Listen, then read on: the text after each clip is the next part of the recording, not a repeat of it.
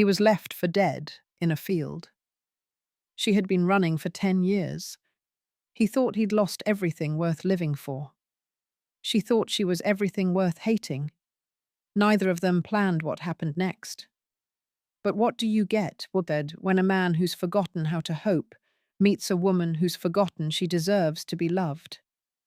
This is a story about second chances, and the quiet truth that the people we save sometimes turn around and save us right back. This channel lives in the soul of the American West, where love is earned in blood and sweat, where compassion is the greatest kind of bravery, and where every broken person carries the seed of something beautiful. If this hit close to home, leave a comment. Subscribe for a new Western story every week. This content was carefully researched, developed, and manually edited by our team to deliver meaningful stories with valuable life lessons. Every narrative is crafted to entertain, inspire, and empower our audience. Thank you for being part of our community. The July sun was already punishing when Clara found him near the creek. She saw the horse first, its neck bent all wrong. Then she saw the man, face down in the grass, his shirt soaked in something dark. Her feet were moving before her mind could think. She knelt beside him, her hands hovering. When she touched his neck, the pulse was faint, but it was there. She rolled him over and her breath caught. It was blood, so much blood. A deep, ugly gash ran across his ribs. His lips were cracked and his skin felt like fire. "Lord have mercy," she whispered, her eyes scanning the empty prairie. There was no help coming. It was just her. So she grabbed his shoulders and started pulling. It was a hard 3 hours back to her cabin, a nightmare of dragging and resting under that relentless sun. Her arms ached and her back screamed, but she never once thought of stopping. "You ain't dying today," she gritted out. "Not on my watch." By the time she got him through her cabin door, he was mumbling fever dreams about a woman named Margaret. She laid him on her own small cot and went straight to work. The wound looked like it came from a knife. Somebody had left this man to die. Clara had seen worse, though. Her mama had taught her about healing back in Boston before their world fell apart. She knew how to clean a wound and stitch it shut. She boiled water and tore up her last clean petticoat for bandages. "This is gonna hurt," she told his unconscious form. The first stitch woke him up. He grabbed her wrist, his eyes wild with confusion. "Where am I?" "Easy now," she said, her voice steady. "You're safe. I'm helping you." He tried to sit up but fell back, his face pale with pain. "Lie still," Clara ordered. "You move and you'll tear these stitches right out. You want that?" He stared at her then, really seeing her for the first time.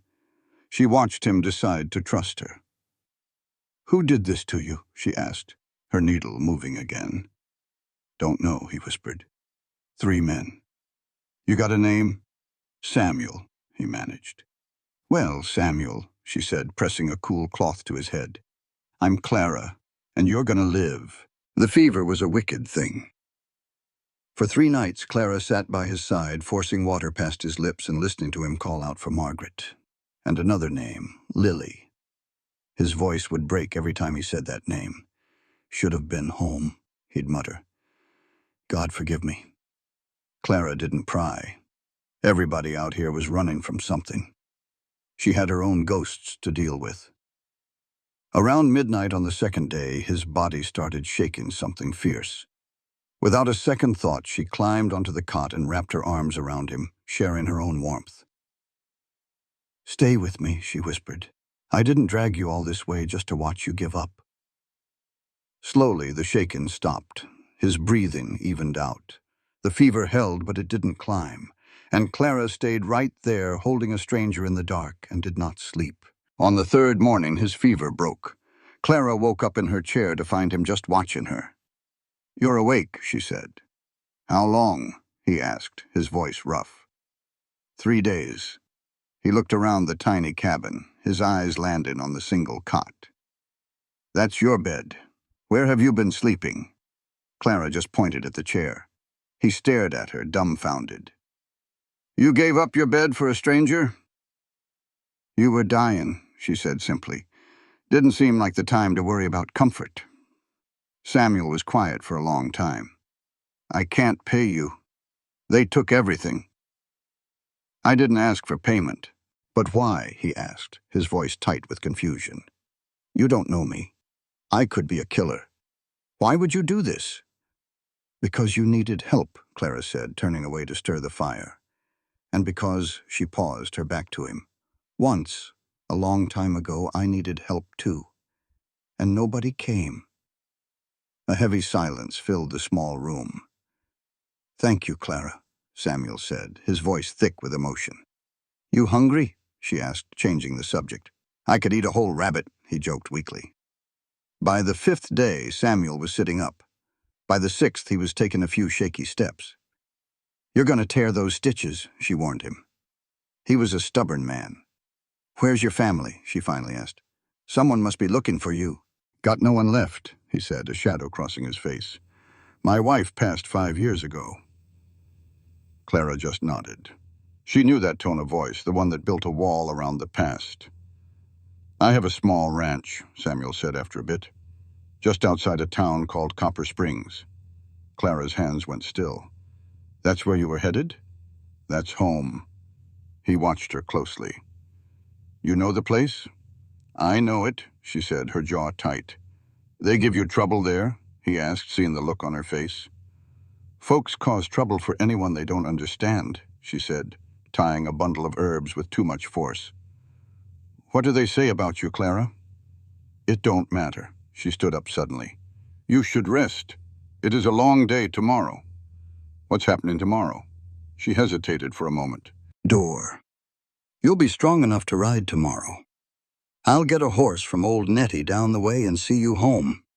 Then you go back to your life, and I'll go back to mine. She left before he could answer, the door swinging shut. Samuel just sat in the quiet, staring at the empty space where she'd been. He'd known Clara Mallister for less than a week, but he already understood she was used to folks leaving, and figured he'd be next. Later that night, Clara sat by the creek, her bare feet cooling in the water as the stars popped out. She'd made a mistake. She knew it. Should have just left him in that field. But something about his face, about him being left to die all alone, she just couldn't walk away. Now he knew where she lived. He'd go back to Copper Springs and tell everyone about the healer woman out on the ridge, the one they call a witch. She pulled her mama's faded handkerchief from a pocket, rubbing a thumb over the old embroidered daisies. You always said kindness finds its way back, Mama, she whispered to the water. The creek just kept on flowing. Clara waited until the water felt like ice, then went back to the cabin. Samuel was standing on the porch. You ought to be in bed, she said. He was leaning on a post, favoring his hurt side. Couldn't sleep. Kept thinking about why a woman like you lives way out here all alone. Why you flinched when I said Copper Springs. Clara took the porch steps slowly. A woman like me? Smart, he said, meeting her eyes. Capable. The kind of woman who'd save a stranger and not ask for a single thing in return. You don't know the first thing about me. I know enough. What happened to you, Clara? The question hung there in the warm night air. She was good at lying, had to be. But the way he asked, like he truly wanted to know, it broke something loose. I was accused of something I didn't do, she said, her voice low. A long time ago. I ran before they could make me pay for it. Been running ever since. Were you guilty? No. Then why run? A bitter laugh escaped her. Because the truth didn't matter. The man who did it was rich, and I was just the stepdaughter nobody wanted. They hang innocent folks just the same as guilty ones. Samuel stayed quiet for a bit. What about here? What do they call you here? A witch, she said with a shrug. They say I spoil their milk and curse their wells. It makes them feel better, hating what they don't understand. And do you believe them? That you deserve it all? The hate, the loneliness. The question hit her hard. No one had ever asked her that. No one had ever looked at her like her answer truly mattered. Some days, she admitted, I think maybe they're right. Maybe something is broken in me that makes people want to throw me away. Samuel reached out slow, giving her a chance to pull back. He took her hand. There is nothing broken in you, he said. I've known broken people. I've been one, but you saved my life, gave me your own bed. That ain't broken. That's the most whole thing I've seen in a long, long time. Clara felt a sting in her eyes, but she refused to cry. She hadn't cried in 6 years. You should get some rest, she managed. Long ride tomorrow. He didn't let go of her hand. Come with me. What? To Copper Springs? To your ranch? His grip was firm. I've got land, and I've got work. I've got a spare room that's been empty for 5 years. Come with me, Clara. That's charity. It's a job offer. It's improper. Since when do you care about what's proper? This stranger who looked at her like she was worth something. I can't, she whispered. Why not? Because, her voice cracked. If I go with you and they turn on me again, I won't survive it this time. Samuel stepped closer. To be what? Clara closed her eyes. Wanted, she breathed. He gently cupped her cheek with his other hand. Clara Mallister, he said softly. I will not let a single soul hurt you. Not while I'm drawing breath. They'll turn on you too, for keeping company with the witch woman. Then let them. She opened her eyes. He meant every word of it. 1 week, she said. I'll come for 1 week to see. If it don't work out, you bring me back. No questions. All right, he said, a real smile changing his whole face. We leave at first light. Morning came bright and hot. Clara packed her few belongings while Samuel watched the sun come up. Old Nettie had sent over a sturdy mare. You sure about this? Clara asked, tying her small bag to the saddle. Samuel stood up, a little steadier on his feet. I'm sure. It's a 3-mile ride, for a man who nearly died last week. He caught her hand. Clara, I've survived worse, and I am not letting you face that town by yourself. Not now. Not ever. Something tight in her chest finally gave way. All right, she said softly. Let's go home. The word felt foreign and strange on her tongue. It had been ages since she'd felt anything like it. As Samuel pulled her up onto the horse behind him, she wrapped her arms tight around his middle. They pointed the horse toward Copper Springs, toward whatever was waiting. For the first time in what felt like a lifetime, Clara allowed herself to hope. The journey was slow going. Samuel's wound protested every step the horse took, but he never made a sound. Clara could feel the tension in his body and his sharp breaths when the horse stumbled. We ought to stop, she said. We are almost there. You are bleeding again. I can feel the dampness through your shirt. I am fine. You are stubborn, is what? Samuel let out a short laugh, then winced. Takes one to know one. They reached the top of the ridge as the sun stood high in the sky. Down below, Copper Springs looked like an open sore on the dry land. Clara's grip tightened around his waist. Breathe, he said softly. I am breathing. You are holding on like we are about to go over a cliff. Maybe I am. He covered her hands with one of his own. I meant what I said. No one is going to harm you, not while I am around. Clara wanted to believe him more than anything, but she knew this town and the things they said about her. She knew the looks they gave her. It was a look of fear and disgust, hidden behind polite smiles. Let us just get you to your place, she said. We can figure out the rest later. They rode down the main street right at noon, when the whole town was out. Clara felt their stares like little pricks on her skin. Mrs. Patterson stopped sweeping her porch. Old Mr. Greer lowered his newspaper. A pair of women near the general store went quiet, turning to watch them pass. Clara stared straight ahead, keeping her chin high. She would not give them the satisfaction of seeing her fear. "Well, I will be," someone mumbled. "That is the Brennan man. Heard he was dead. Who is that with him?" "Lord have mercy. Is that the witch?" The whispers followed them, buzzing like horseflies. Her stomach twisted, but she kept her composure. She had faced worse than gossip. Samuel led the horse to a hitching post by the doctor's office. He got down first, then held his hand out to Clara. She paused. "Take it," he said. "Let them look." Clara glanced at his hand, then at the faces staring from every doorway. "Let them look. Let them see a good man helping the town outcast. Let them wonder." She took his hand and stepped down from the horse. "Thank you," she said under her breath. "Do not mention it." But Samuel did not let her go. He turned to face the street, holding her hand, and met the eyes of every single onlooker. One by one, they all looked away. "Come on," he said. "The doc needs to look at these stitches." They entered the doctor's office together, and Clara tried to ignore the fresh wave of chatter that started up behind them.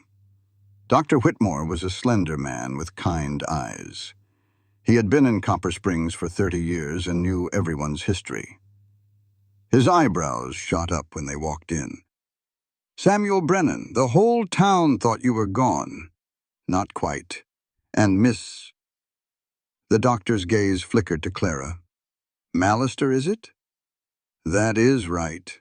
She saved my life," Samuel stated plainly. "Found me near Miller's Creek and stitched me up herself."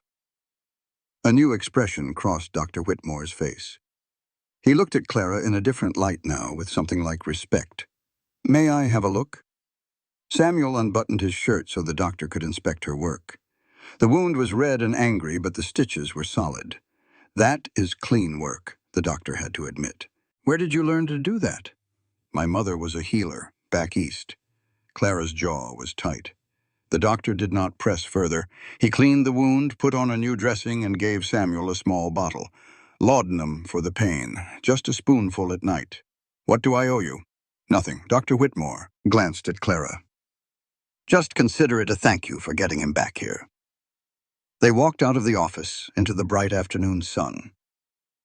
The street was not as crowded, but Clara could still feel people watching from their windows.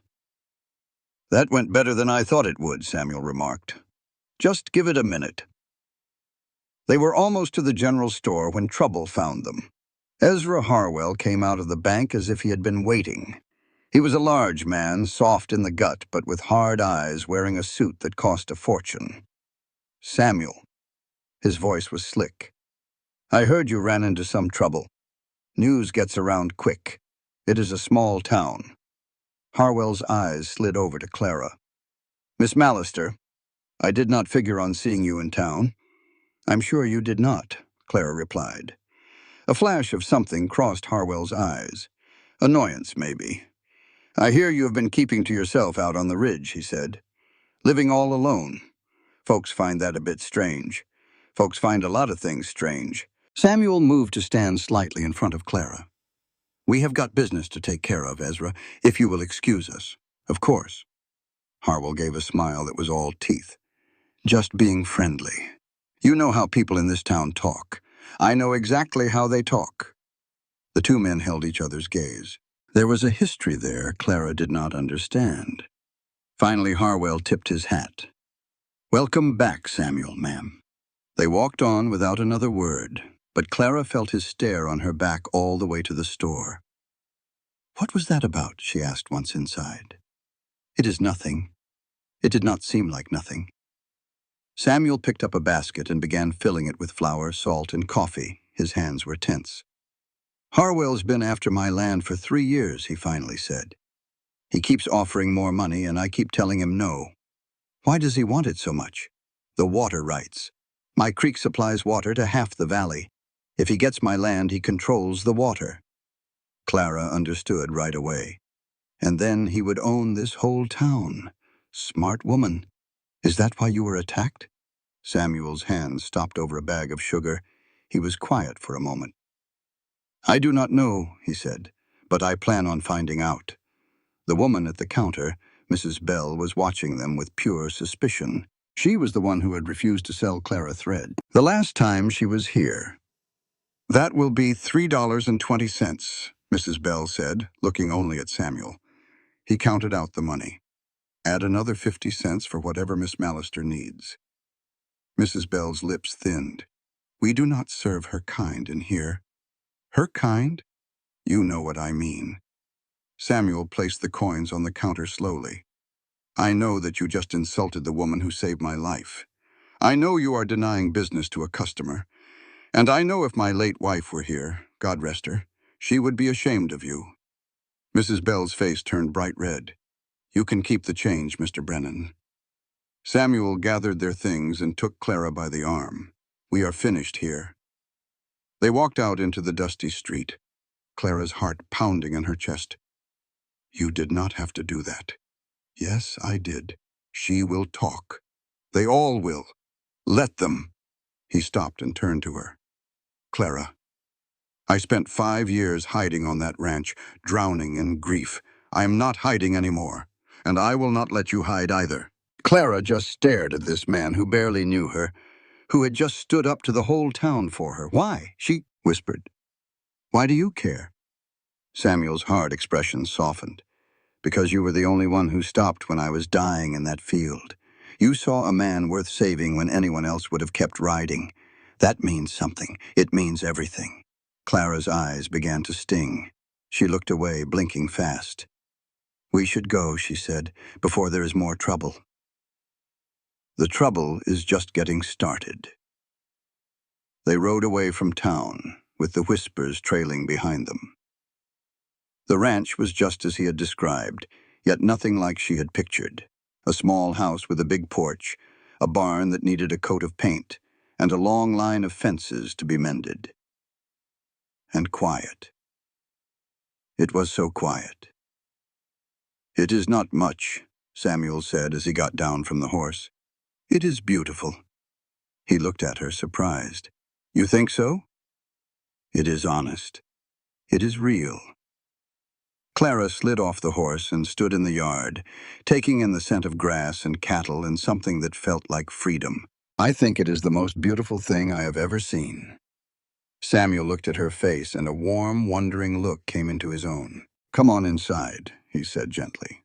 "I'll show you the spare room." The house was simple, but clean.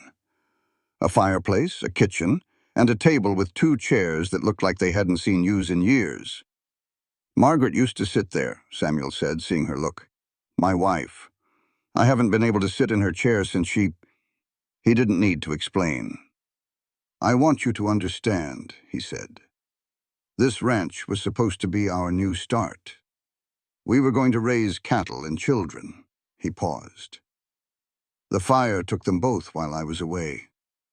Margaret and our little girl, Lily. By the time I got back," his voice broke. "I should have been here." Clara crossed the room and took his shaking hands in hers. "It was not your fault," she said. "You don't know that. I know that fires don't ask permission, and bad things happen to good people. And I know carrying guilt for something you couldn't stop will eat you alive." "How do you know?" he asked, looking down at their hands. "Because I've been carrying my own guilt for 10 years, Samuel. And I'm so tired of being ashamed for things I never even did." In the quiet that followed, something old and broken in both of them began to mend. "The spare room's down the hall," Samuel said at last. "It's yours, for as long as you want." 1 week, Clara reminded him. That was the deal. They both knew it wouldn't be just 1 week. The first 2 days were a flurry of hard work. Clara mended fences and fed chickens, scrubbing that house like her life depended on it. Samuel watched her with a mix of awe and worry. "You don't have to do all this," he told her the second evening. "I need to earn my place." "You already earned it 10 times over when you saved my life." She kept scrubbing. "I don't know how to just be still." I feel like I'm always waiting for the other shoe to drop. He pulled up a chair across from her. What are you so afraid of? Everything, the word tumbled out. I'm afraid of staying, and I'm afraid of leaving. I'm afraid someone's going to ride up here, tell you who they think I am, and you'll realize you made a terrible mistake. I'm afraid of hoping, Samuel. If I start believing this is real, it will just vanish. Clara scoffed. Samuel reached over, gently taking the cleaning rag from her. He set it down and held her damp hands in his. I'm not going anywhere, he said softly, and neither are you. Not unless you choose to. You barely know me.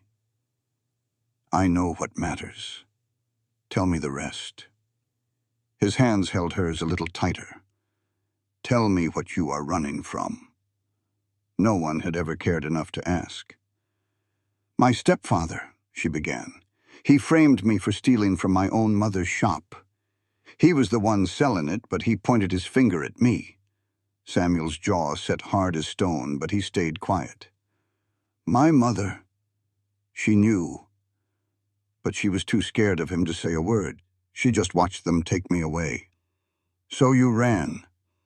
Climbed out a window the night before my trial and never looked back. But folks in small towns have long tongues.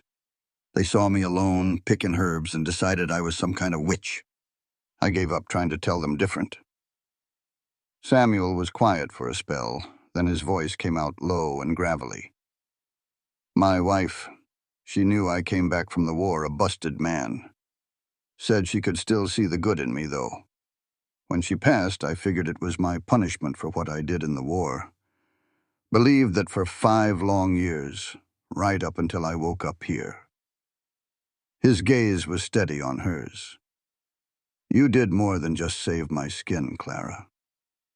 You brought back a part of me I thought was buried for good. He lifted her hand and kissed her knuckles gently.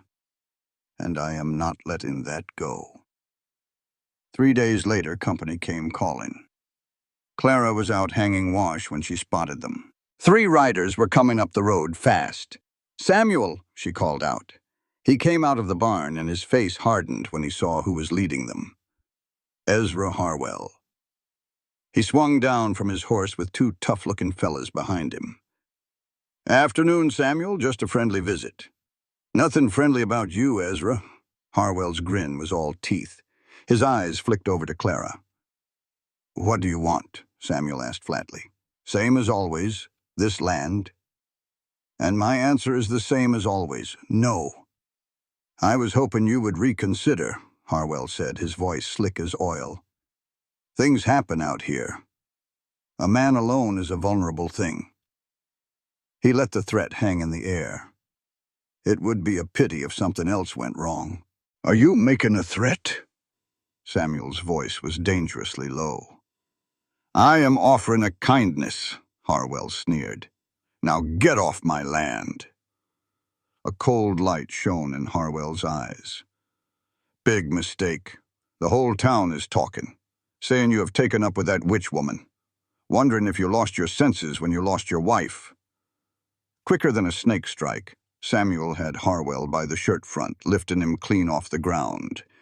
You will not speak her name, Samuel snarled. Not my wife's, not Clara's. And if I learn you were behind my accident, I will put you in the ground. You understand me? Harwell's men reached for their iron. Samuel, Clara's voice was sharp, cutting through the standoff. Let him go. He's not worth it. For a second, Samuel did not budge. Then he dropped Harwell, who stumbled back, fixing his collar with trembling hands. You will pay for this, Harwell seethed before mounting up and riding off with his men. When the dust settled, Clara said, That was a fool thing to do. I do not care. He turned to her, his eyes blazing with a fire she had never seen. He does not get to threaten you. Not on my land. He could ruin you, Samuel. Both of us. Let him try. Men like him are snakes in the grass, she warned. They strike when your back is turned. Then we will watch our backs. He took her hands. We, you and me. That is how it is now. She wanted to tell him she was trouble, but in his eyes she saw what she had always been looking for. Someone who would stand up for her. Together, she whispered back. He pulled her into a hug, his heartbeat strong and sure against her ear. That night, sleep would not come. She heard footsteps stop at her door, then a soft knock. "Clara, you still up?"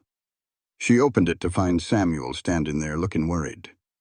"Could not sleep either," she admitted. "Kept thinking about Harwell," he said. "And about you. About this not being a safe place for you. Nowhere has ever been safe for me." "That is what I'm afraid of," he said, his gaze direct. "I do not want this place to be just another spot on the map you have to run from." She moved a little nearer, close enough to see the honest fear in his eyes. Fear for her, not of her. "I am done running, Samuel," she said, her voice barely a whisper. "I am done being afraid." She reached up, her hand resting on his rough cheek. "I feel like I am on a cliff's edge. Do not know if I am fixing to fall or about to fly." He covered her hand with his. "Let's find out together." He leaned in and kissed her. It was a careful, gentle kiss, like he was handling something priceless. And for the first time in 10 years, Clara felt truly still. A week flew by in a comfortable rhythm of ranch work and quiet evenings. On the last day, she found him on the porch as the sun went down. "Time is up," she said. "I know. Reckon I ought to head back." "Reckon so." He paused. "Or you could stay." "For as long as you will have me," he said. "People are going to talk." "Let 'em," he replied. "Harwell will make trouble." "He can try." He took her hand. "Clara, I have had 5 years alone, grieving, thinking I did not deserve happiness again. Then you came and dragged me back to the living. My reasons for being alone suddenly felt plain stupid." Her eyes filled. "I am damaged goods. So am I. I am difficult. I noticed. I do not know how to let someone love me." He lifted her hand to his lips. "Let me teach you then." "Okay," she whispered as the tears fell. "I will stay." He pulled her into his arms. Against his chest, listening to his steady heart, Clara felt like she was finally home. But not far away, Ezra Harwell was plotting, and by tomorrow her fragile happiness was going to shatter. Clara woke to Samuel's arm around her and let herself imagine this could last. Then came the barking. Samuel was up in a flash, rifle in hand.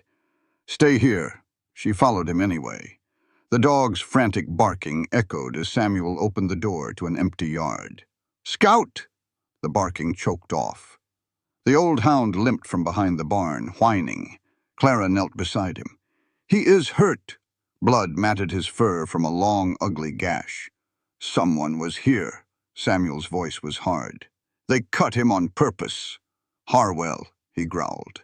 She wrapped the wound with a piece of her dress. "I need medicine from town." "I will go," he said. "You stay put and lock the doors. Do not open them for nobody." She knew it was a trap, Harwell baiting him, but Scout needed the medicine. Samuel was halfway to town when he spotted them, 2 riders keeping their distance. He recognized one of Harwell's men, the big one with the scarred nose. Samuel kept a steady pace, his hand resting near his rifle. The men just watched him. Copper Springs was too quiet for a weekday morning. The streets were mostly empty. He tied his horse outside the general store and stepped inside. Mrs. Bell looked up, and all the color drained from her face. "Mr. Brennan." Her voice was thin. "I was not expecting you.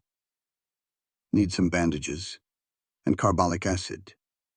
I do not think." "Something is wrong, Mrs. Bell." Her eyes darted toward the window.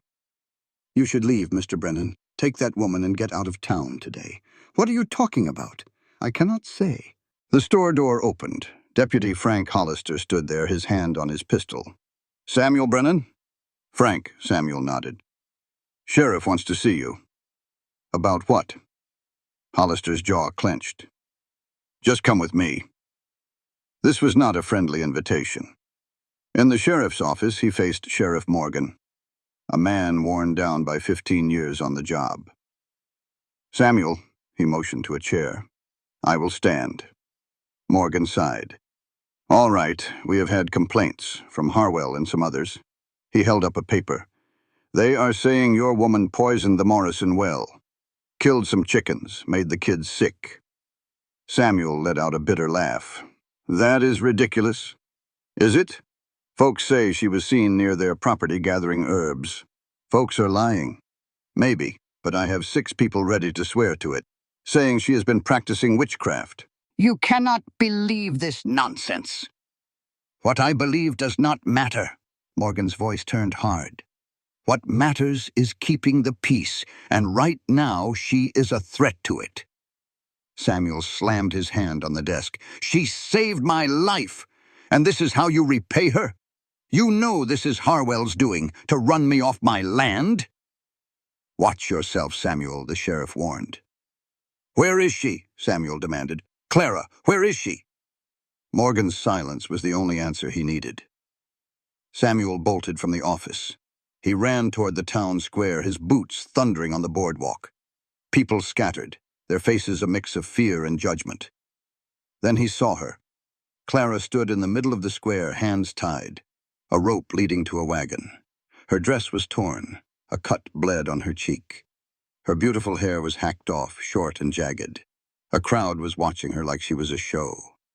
Samuel saw red. Clara! He yelled. Her eyes found his. He did not see fear, just a sad acceptance, like she always knew it would come to this. He shoved his way through the crowd. Get away from her, he snarled. Ezra Harwell stepped out, smiling that slick smile of his. Now, Samuel, let us be reasonable. I said get away from her. This woman is a witch.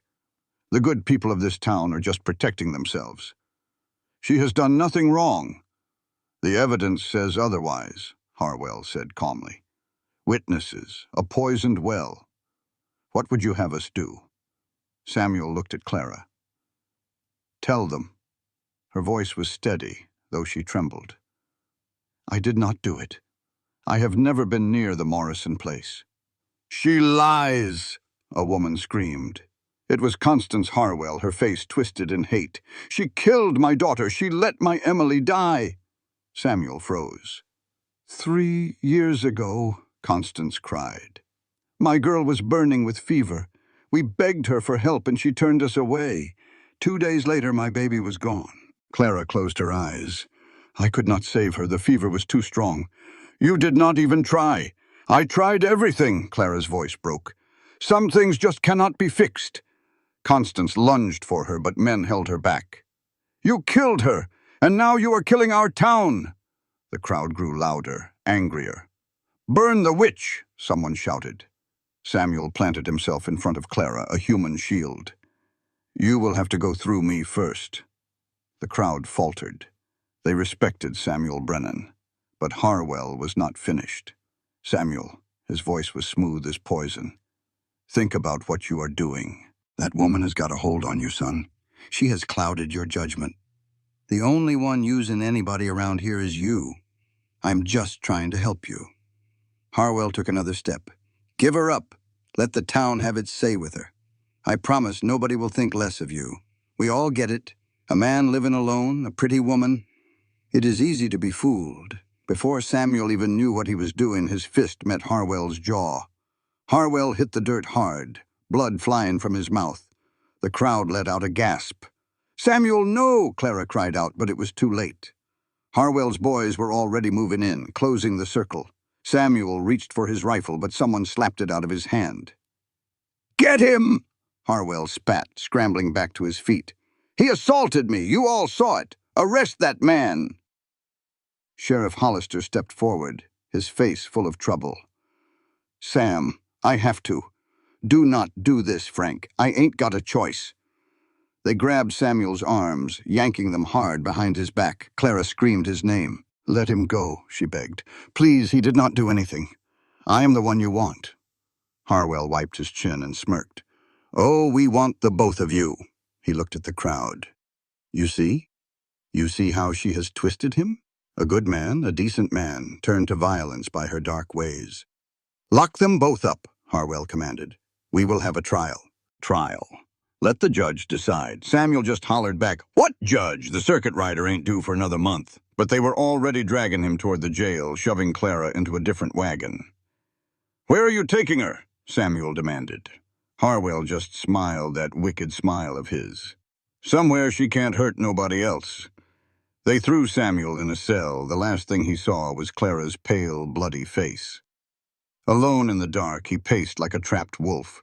Then the door creaked open. A young boy, maybe 13, stood in the doorway. Mr. Brennan, he whispered. My name is Jake. I came to help. Jake kept looking over his shoulder. Miss Clara, he said. She saved my life from a fever once. My mama works for the Harwells, but I know the truth. Miss Clara is a good woman. Samuel grabbed the iron bars. Where is she, son? Jake's hands trembled. They've got her in the old barn down by Miller's Creek. They talk about a trial tomorrow, but I heard Mr. Harwell. He ain't planning on no trial. Samuel's blood ran cold. What is he planning? The boy's voice was barely a whisper. He said accidents can happen. Said no one would ask questions if a witch died trying to escape. Samuel shook the door. You have to get me out of here. I can't. Deputy Hollister has the key. Then get Hollister. Tell him if he lets an innocent woman die, he'll carry that weight for the rest of his life. Tell him I'm begging. A few minutes later, keys rattled in the lock. Deputy Hollister stood there, looking like a man who hadn't slept in a week. Samuel, you know this is wrong, Frank. You know she's innocent. Hollister was quiet for a long moment. The well went dry from the drought. I checked it myself. Nothing was poisoned. Then why? Because Harwell owns this town, Hollister said, his voice bitter. But I won't let him kill her. He swung the cell door open. Your horse is behind the livery. Miller's Creek is a hard 20-minute ride. Samuel gripped his shoulder. Thank you. Don't thank me yet, Hollister said, pushing a pistol into his hand. Just bring her back alive. Samuel rode like the devil was on his tail. The old barn rose up in the darkness. He crept inside, pistol raised, and saw her. Clara, hanging by her wrists from a high beam, bruised all over, but she was breathing. Thank God she was still breathing. Clara, he breathed, running to her side. He holstered his pistol and started working on the ropes. Her eyes fluttered open. Samuel, you came. His fingers fumbled with the tight knots. Of course I came. I will always come for you. The ropes finally came loose and she collapsed right into his arms. He held her tight. I thought, she sobbed, I thought you would believe them. Never, he said, touching his forehead to hers. Not ever. Her fingers clutched his shirt. They're coming back. Harwell and his men. They said they would finish this tonight. He lifted her into his arms. She felt as light as a ghost, and carried her outside. Hoofbeats echoed across the field. They're here, she whispered. He saw 6 riders closing in fast, too many to outrun. He set her on his horse and swung up behind her. Hold on to me, he said, and they rode into the darkness. The horses' hooves hammered the dry earth as the riders gained on them. Hold on, Samuel yelled, turning sharply toward a ridge. A gunshot cracked through the night. Clara flinched. Another bullet whizzed past his ear. We can't outrun them, Clara cried out. The horse is too tired. We don't need to outrun them. We just need to reach the ranch. Ahead, he could see his home, quiet in the moonlight. So close. Then 2 of Harwell's men broke off, circling around to block their path. Samuel didn't slow down. He aimed straight for the gap between them and fired his pistol 3 times. One man yelled and tumbled from his saddle. The other's horse reared, throwing him off. They burst through the opening and raced for the house. He pulled the horse to a halt by the porch and practically lifted Clara down. Inside now, She stumbled through the door while Samuel grabbed his rifle from behind the woodpile. He followed her in and slammed the door shut. "Lock it," he ordered. "The back door, too." Clara's hand shook as she threw the bolts. Samuel took his position by the front window with his rifle ready. The riders had stopped at the edge of his land, just sitting there in the moonlight. "Why are they just waiting?" Clara whispered. "They are trying to decide if it's worth it." Then Harwell himself dismounted. He walked slowly toward the house with his hands raised. "Samuel Brennan," his voice carried across the yard. "Let's talk like civilized men." "There's nothing civilized about you, Harwell," Samuel yelled back. "I am unarmed," Harwell called out. "I just want to talk." Clara grabbed Samuel's arm. "Do not go out there." "I am not planning to," he said. He raised his voice. "Say what you have to say from there." Harwell stopped about 20 yards from the porch. "This does not have to end badly, Samuel. Give me the woman. I will forget about my man you shot on the road. A clean slate." "And what about Clara?" Samuel asked. "She will get a quick trial, a quick sentence. It will be humane." Clara made a small, wounded sound behind him. Samuel's voice turned to ice. "You get off my land." Harwell's friendly mask disappeared. "You are making a fatal mistake, Brennan." "Maybe so," Samuel said, "but I will make it standing up." A few minutes later, the first torch crashed through the window, and the dry wood of the old house began to catch fire. Coughed, her eyes full of tears. "We have got to get out of here," she choked out. "That is exactly what they are waiting for. The second we step outside that door, they will shoot us down. Then what are we going to do?" Samuel looked around, desperation in his eyes. The fire was spreading fast now, crawling up the walls and reaching for the rafters. "The root cellar," he said suddenly. "Margaret had me dig it real deep. There is a tunnel that goes clean past the barn. She was always getting ready for the worst." His voice caught in his throat. "Come on." He grabbed Clara's hand and pulled her to the kitchen. The floorboards were getting mighty hot under their boots. The smoke was a fire in his lungs. The cellar door was hid under an old rug. Samuel tossed it aside and yanked the heavy door open. "Go, I am right behind you." Clara scrambled down into the blackness. Samuel came right after, pulling the door shut just as the roof in the front room gave way. The tunnel was tight and dark as a sinner's heart. Clara could not even see her own hands. "Samuel, I am here." His hand found hers. "Just keep moving. Do not you stop." They crawled through the packed earth. Clara's bruised body complained with every single move. The tunnel felt like it went on forever. "I cannot do it." "Yes, you can." Samuel's voice was firm behind her. "You pulled me 10 miles across open country when I was half dead. You can crawl another 50 feet. And so she kept on moving. At last, a sweet mercy, her hand found a wooden door. She pushed, and they spilled out into the night air behind the barn, hidden from Harwell's men. In the distance, their house was a tower of flame. "My home," Samuel said, his voice a low whisper. Clara squeezed his hand. It was just a building. He helped her up. "Can you stand?" She nodded. "Then let us finish this." They slipped through the shadows toward the men watching the blaze, certain their targets were inside. Samuel did a quick count, 5 of them. "What is the plan?" Clara asked.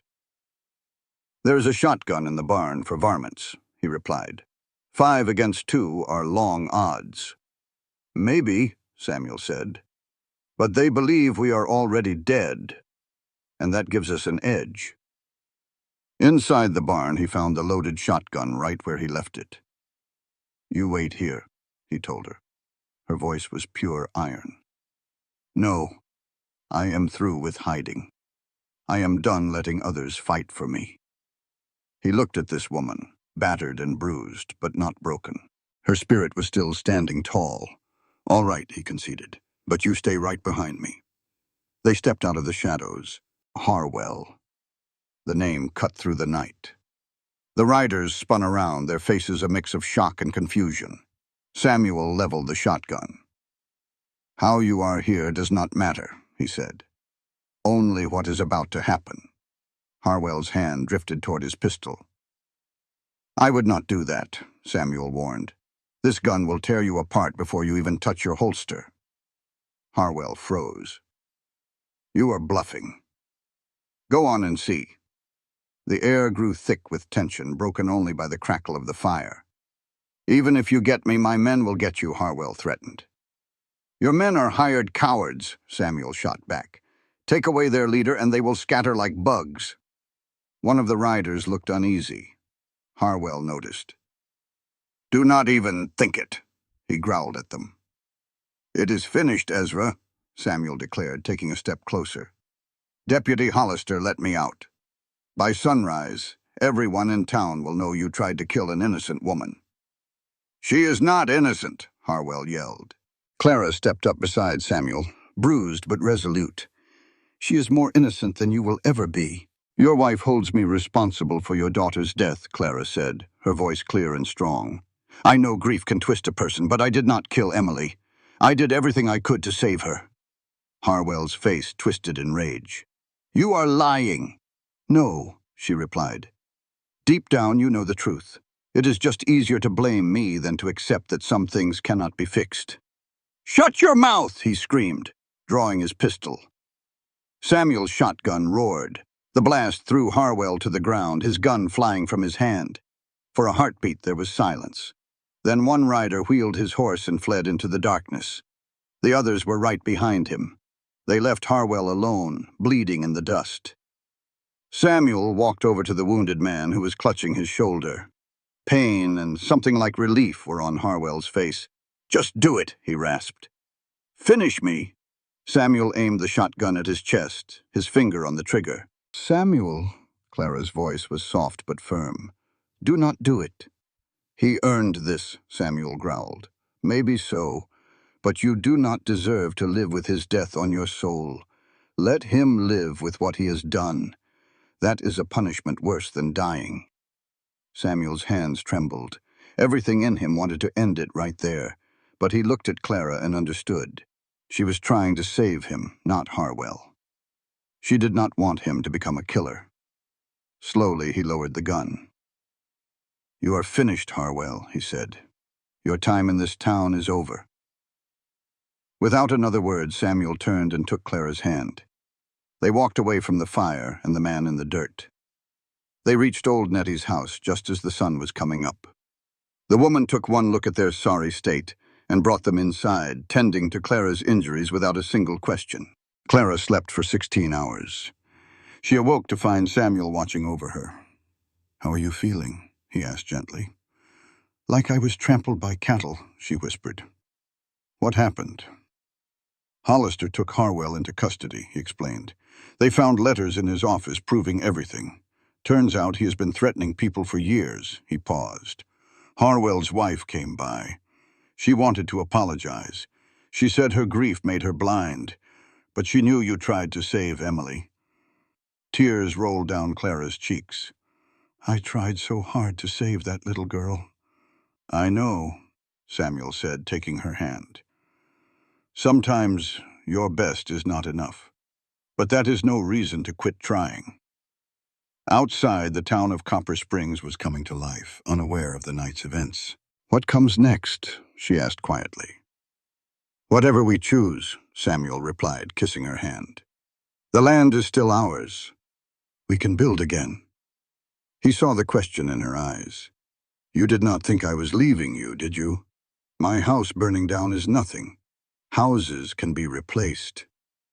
He held her face in his hands. For 5 years, I was just a hollow man walking around. Then you showed up and made me feel alive again. I am not letting that go. I do not know how to be happy, she admitted. I do not know how to trust it. Neither do I, he said. But we can figure it out together. She looked into his eyes and saw only certainty. All right, she whispered. Let us rebuild. He smiled, a true warm smile that lit up his face, and he kissed her. For the first time in what felt like a lifetime, Clara laughed, a real, honest laugh. "You are Clara Mallister," he told her. "The strongest, most stubborn woman I have ever met." "You are just saying that," she teased. "It is the honest truth," he said, and kissed her again. In that moment, Clara felt something deep inside her, a wound that had been open for years, finally start to close. In that quiet room, two people who had lost everything began to hope for a new beginning. 3 weeks later, Samuel hammered the last nail into their new porch. The house was far from finished, but it was theirs. Clara watched him from the doorway. "You missed a spot," she called out, a smile playing on her lips. He looked up, grinning. He did that a lot now, and the warmth in his eyes was something she was still getting used to. "Come over here and help, then," he said. "I am supervising," she replied. "That sounds a lot like being lazy." "It is called recovering," she corrected, and they both knew they were talking about more than just her bruises. Trauma. She had been on the mend for 2 weeks now. Clara set down her coffee cup and walked into the yard. Her bones still ached some, and bruises still colored her skin from what Harwell's men had done. But she moved with more ease, and her smiles came a little quicker. "All right," she said, "but if I get a splinter, you are pulling it out." "That is a deal." They worked together, fitting boards into place, their hammers making a steady rhythm. The sun was hot and unforgiving, but neither one of them said a word about it. Samuel stopped hammering. "Thank you." "For what?" "For this. For not walking away from me. For—" she searched for the right words. "For making me believe I could have something good again." Samuel put his hammer down and faced her. "Clara Mallister, are you listening to me? I am right here." He took her hands into his. "You did not need me to give you a single thing. Everything you have, you earned it. The strength, the courage, the right to be standing on this land, that is all you. But if you had not—" "If I had not, you would have found another way." "You always do," he said, squeezing her hands. "I just got lucky enough to be the one standing there when you needed somebody." Clara's eyes started to burn. "You are going to make me cry." "Good. You do not cry nearly enough. I cry plenty." "Not where anyone can see," Samuel said, lifting her chin with a finger. "You are allowed to be soft, Clara. It is all right to feel things. That does not make you weak." The tears finally came running down her cheeks. Samuel pulled her into his arms and just held her while she cried. This time it was not from sadness, but from a feeling she could not quite put a name to. Maybe it was relief, or maybe it was hope. "I love you," she whispered into his shirt.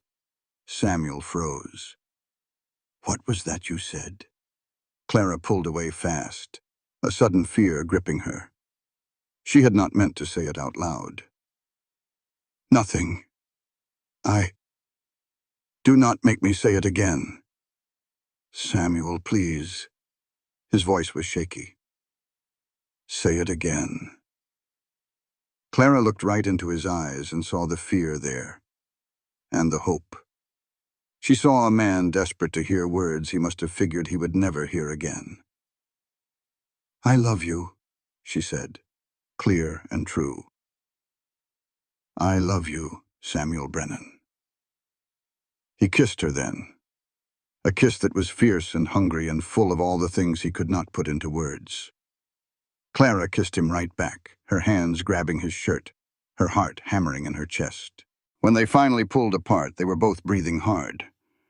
"I love you too," Samuel said, just in case that was not clear. Clara let out a laugh, wiping at her eyes. "It was a little unclear. Maybe say it one more time." "I love you, Clara Mallister, and I'm going to keep on saying it until you believe me. That might take a while. I have got the time." The sound of horses' hooves coming up the road made them both turn. A rider was moving fast. Samuel reached for his rifle, but Clara put a hand on his arm. "Wait, look." It was Jake, the boy who had helped them get away. He pulled his horse to a dusty stop. "Mr. Brennan, Miss Clara, you all have to come quick." "What is wrong?" Samuel asked. "It is the Harwells. Mrs. Harwell, she is down at the church. She is saying things about y'all, about what really happened.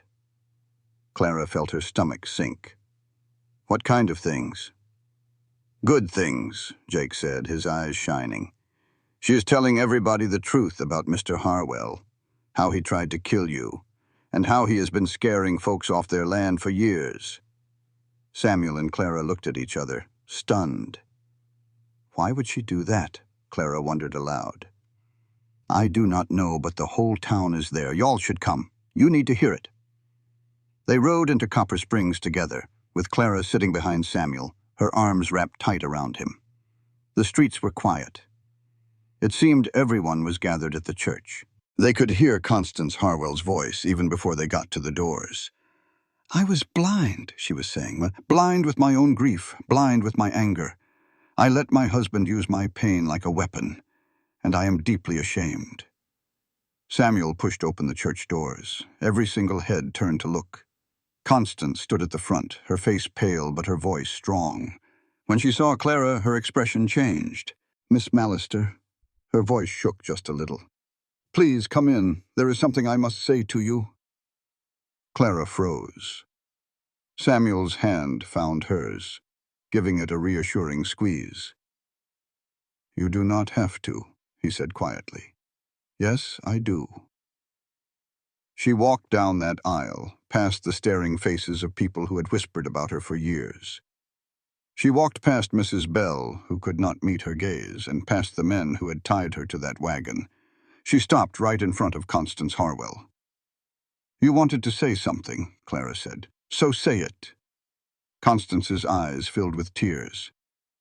I blamed you for my daughter's death. I needed someone to blame, and you were there, a stranger. It was easy to hate you. I know now that I was wrong. Constance's voice broke. Emily was already dying when you came to us. The doctor told me later there was nothing anyone could have done, but I did not want to hear it. I wanted someone to pay. Clara just waited. You did not kill my daughter, Constance said. You tried to save her, and I paid you back by letting my husband destroy your life. She dropped to her knees. I am sorry. I am so sorry. I know words are not enough, but I am sorry. The church was completely silent. Every person was looking at Clara. She looked down at the woman kneeling in front of her, the woman who had called her a witch and turned a whole town against her.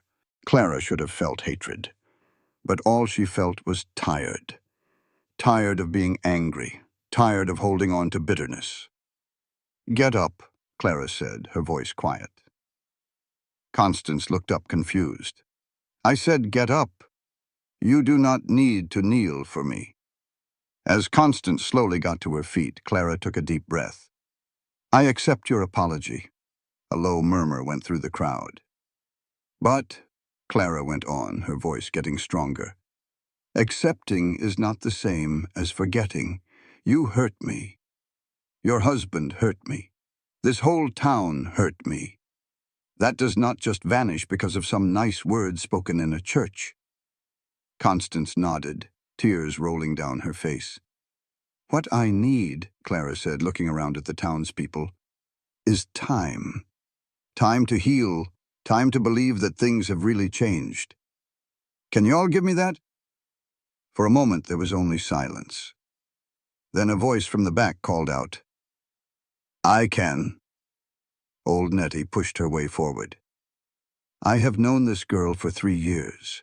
She has helped my arthritis, cured my cough, and helped birth more babies than I can count, and I never said one word to defend her, not once. Nettie's voice grew hard. That was wrong of me. I was a coward. But I am not going to be a coward anymore.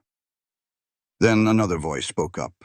It was Mrs. Morrison, the woman whose well had supposedly been tainted. My children were not sick because of her. They ate too many green apples, and the well was not poisoned. It just went dry from the drought. I knew it, but I let Harwell convince me otherwise. She looked down in shame. I am sorry, Miss Mallister. One by one, others started to speak. Confessions and apologies filled the air. Clara stood there at the front of the church, feeling completely overwhelmed. For years, she had been the one everyone blamed. And now, Samuel came to her side, solid and real. "You all right?" he asked her softly. "I do not know," she whispered, looking up at him. "Is this real?" "It is real. I do not know what to feel." "You do not have to know right now," he said, taking her hand. "Just breathe." So Clara breathed. The town meeting lasted for hours as people shared their stories and made promises. When they finally walked out of the church, the sun was low in the sky. The whole town felt different, somehow lighter. "Clara!" She turned to see Jake running toward them, holding something in his hand. "My mama wanted you to have this." He pushed a folded piece of paper into her hand. "She said she's sorry she could not say it herself." She was still a little spooked by what folks might say. Clara smoothed out the piece of paper. It held a recipe for cornbread. And at the very bottom, in a shaky hand, it said, "Thank you for saving my boy." A warmth spread through Clara's chest. "You tell your mama I said thank you." "I sure will," Jake said with a big grin. "And Miss Clara, I'm real glad you're staying." He took off running before she could answer. Samuel led her over to their horse. "Ready to go home?" Home. That word felt like a strange coat she'd never worn before. "Yeah," she finally managed to say. "I'm ready." They rode toward the ranch as the sun bled orange and gold across the big Texas sky. Scout, their dog, came limping out to greet them, his tail wagging hard. The scar on his side was just a thin silver line now. "Hey there, boy," Clara said, kneeling down to scratch his ears. He licked her face all over. Samuel swung down and then reached up for her. She let him help her to the ground and pull her in close. "What a day," he said. "What a month. You ever regret it?" She looked up at him. "Regret any of it? Finding me, all this trouble?" She pretended to think hard. "Well, getting beat up wasn't my favorite part. And the house burning down was a real shame." He quieted her with a kiss. "You're a smart aleck," he mumbled against her mouth. "But you love it." "That I do." He pulled away, his face suddenly serious. "Clara, I need to ask you something." Her heart gave a little jump. He reached into his pocket and pulled out a simple gold ring, worn smooth with time. "This was Margaret's," he said, his voice soft. "It was the only thing I had left of her after the fire." Clara couldn't find her breath. "I've carried it for 5 years. I just couldn't let go. But you, Clara, you showed me that moving on doesn't mean forgetting. It just means being brave enough to start again." Tears were streaming down her face now. "I'm not asking you to replace her. Nobody could ever do that. I'm asking you to build a new life with me. Our life." He held the ring out. "Clara Mallister, will you marry me?" The word just flew out of her mouth. "Yes." Samuel looked stunned for a second. "Yes, you fool. Yes, I'll marry you." He slid the ring onto her finger. It fit just right, like it was always meant to be there. Then he picked her up and spun her around, and they were both laughing like kids. "I love you," he said. "I love you too, Samuel Brennan. I love you." He kissed her long and deep as Scout barked circles around their boots. The wedding took place 3 weeks later. The whole town turned out. Even Constance Harwell was there, sitting by herself in a back pew, just watching with sad eyes as Clara walked down the aisle. Nettie had sewn her a simple white dress from some old curtains, and she carried wildflowers. Samuel was waiting at the altar, looking at her like he'd just seen a miracle. "You're beautiful," he whispered. "You don't look so bad yourself," she whispered back. They said their vows, plain and honest words promising to stick together no matter what. When the preacher said they were husband and wife, Samuel kissed her like she was the only one in the room, and the whole church started cheering.